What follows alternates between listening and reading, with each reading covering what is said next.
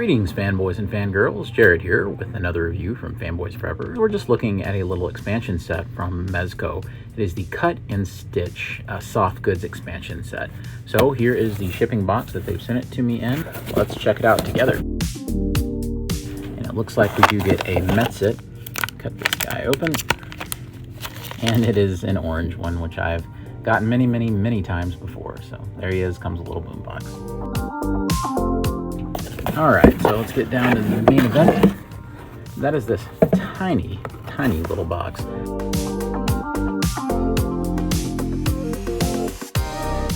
Inside that bag, there's other little baggies with things in it. Okay, first thing is this, which looks like the same little like backpack thing that came with the black skulls. And it looks very similar. Yeah, it's practically the same kind of piece. So it has a little Velcro patch, and there's a piece of foam in there to make it look like it's full. It has those little clasps, which I never like in this scale because they all seem like they just want to shatter. So still though, this is neat. Could be something cool for, I don't know, Doc Nocturnal maybe. And here I've actually put the backpack on one of the Mezco figures. Now the straps are adjustable, so I'm sure I could tighten it up a little bit, but Doc Nocturnal is done on that smaller body, so it is a little loose on him. Like I said, you could tighten this up. Just so you can see, this is indeed practically the exact same pack, except for the Black Skulls logo. Looks like we have a vest. This is a bulletproof vest. This would be perfect for maybe a Blade figure. Has little pouches on it, and it's interesting because it Velcros up here, which could be good in terms of having another option to get it onto figures and adjust it as necessary. So this is neat. I like little pouches on the front. Looks like, yeah, it's also, you can also unvelcro it on the sides. Yeah, okay, this will make it very easy to get on a figure, as a matter of fact. I've decided to choose an atypical one, Popeye here, and we're gonna see what something like this would look like on a character that you wouldn't expect. And I like how this is adjustable, because you see how I can get this further over to make it a little tighter on him so that it works. I gotta say, I mean, it doesn't fit exactly right on the shoulders, but that's pretty cool. I mean, it's pretty neat that you can put this on like Popeye and it'll work. So even something with a kind of an abnormal scale, that's really the test of this thing being adjustable or not. The best part is there's nothing you actually have to zip. You don't have to take these apart. So that's great. Very easy to then remove it from the figure and right off and ready to be placed on another figure. And here's the other version of Popeye wearing the flak jacket here. I think it looks really cool. This is probably the best colorway if you're going to have Popeye wear one of these. I've also given him the pump action shotgun that comes in the Baker's Dozen weapons set, and I've given him the kind of boggin that the actual Popeye figure does come with. I mean, you could get a pretty awesome commando, like SWAT Popeye. So, hey, it's not the weirdest thing people have done with Popeye. I see people doing cyborg Popeyes, so it's an option. Once again, this looks like something from the Black Skulls, because this is, I think, one of the capture nets, even though I think this is bigger than what we've seen. So this is huge. And let's see how this would drape right over. Oh, yeah. Yeah, he's caught. All right. Could see Baron Benz maybe catching one in a net like this. I think that would be pretty cool. All right, next up, looks like we have some kit here. And here it is. This looks kind of fragile in a way. It's sort of similar to what we see on the Black Skull Death Brigade figure, but it is not the same. That looks pretty cool. You have a couple little areas there for pistols. And just for fun, here he is with the two handguns that come in the Baker's Dozen accessory set. And I think those fill it out much nicer, and they're pretty well the perfect fit to go into the holsters. We've got a, oh, we have what looks like a cape of some sort. I like this. There is a posing wire here that has kind of damage all through it. So this is really cool looking, actually. In their promotional photos for the set, this is the figure that they show it being used with. This is the Tectonic Disruptor version of Baron Benz, but you know, still the same mold. I mean, it works a little bit better with a broad-shouldered figure, but it's not going to look good from every angle. Like back here, it looks a little funny, especially because of the big, you know, thing that he has on the back of his armor. So it's interesting. And my actual favorite way to utilize this is as just a legitimate scarf. You can see this from different angles here, how cool this is.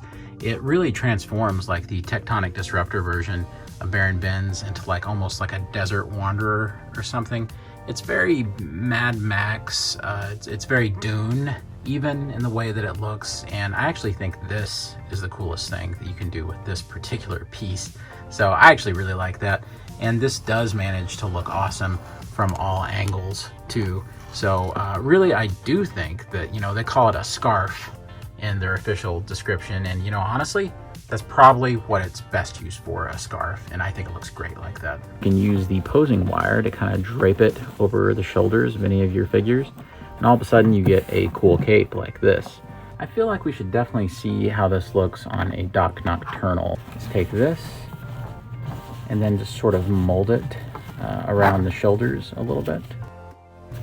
But that's the trouble, is that this won't hold. You may want to take it like this and then drape it over and then have more of a Batman look. And I think that looks pretty awesome. I think that's pretty intimidating. The one trouble I think that you're going to run into is it's going to be very hard to have both arms out like this because it'll probably fall right off. Now, one thing you could do is take the posing wire and kind of wrap it around the arms a little bit like that. I don't see this as something you could easily just, you know, do and it would look fantastic right away. It's probably something you'll have to work with. But I mean, that didn't take me too long to get right there, and I'm really satisfied with how that looks. If you just want to do it like that, it wouldn't be too bad. There's one more use for this cape as well, and I think that you could use it on a Batman figure, in particular the Supreme Knight Batman, because the cape is a separate piece. This means that all those troubles that we were having earlier can be kind of negated because you can remove this cape and then you can pin it into place, just let it go pretty much past the magnet. And then the head should still clamp it down enough to keep it in place. It's not something you could mess around with a whole lot and expect it to stay in, but it's also not horrible like this. So definitely an option here if you want a Batman that's kind of been beat up or shot up. You can kind of have fun with that posing wire a little bit. And from the back, this is what you'd be working with. You can see that there's some creases here that could be ironed out or something from it being in the baggie folded up. So yeah, I mean, you know, it's not horrible. I'd buy that for $1 all day long. So that looks pretty cool. And last but certainly not least is the reason why I think a lot of people pre-ordered this, unless you're a crazy Mezco near completist like me, is this cool trench coat that you get. So this has the features of other trench coats that we've seen in the 112 Collective line so far. You can see that the little rope belt has that posing wire in it. So it's a lot like Jim Gordon's. That's what it makes me think of, is the deluxe Jim Gordon that we got with the bat signal. That's definitely what this is putting me in the mind of. As a matter of fact, here we have Jim Gordon's coat. Here we have this one. The fabric is a very, very similar color, and it's done very, very similarly as well. The stitching is almost exactly the same. This is basically just a Jim Gordon coat that they're giving us, and there's absolutely nothing wrong with that because this is a cool extra accessory to have for your Mezcos. And let's put it to the test and see how it looks. So the one that I've been wanting to use for this is Gold Commander. I've really thought that he would look the best in terms of his outfit and the colors and everything. I think that it's going to match the best, but who knows? We'll see. All right, and here is Gold Commander with his new trench coat. Now, I'm crazy over this. This is awesome.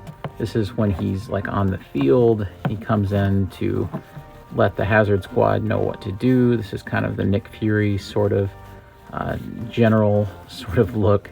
I like how you can use the wire there to kind of tie that, and that's not the good futzing skills that I usually show because I'm just doing this kind of off the cuff.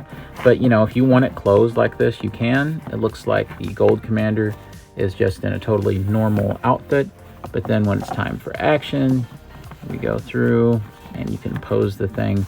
It would have been cool if they had added a wire into the sides or at the bottom, but then it probably wouldn't drape as naturally. So there's, you know, there's different things to consider. You know, what's cool is then you could really dress this Gomez down if you wanted to, and then take the holster, the chest holster. That would be awesome to just put it on there, and you could really have him more in kind of secret agent mode, I guess. That would be kind of a more subtle look for the figure. But I'm really liking this, and I also can't help but think of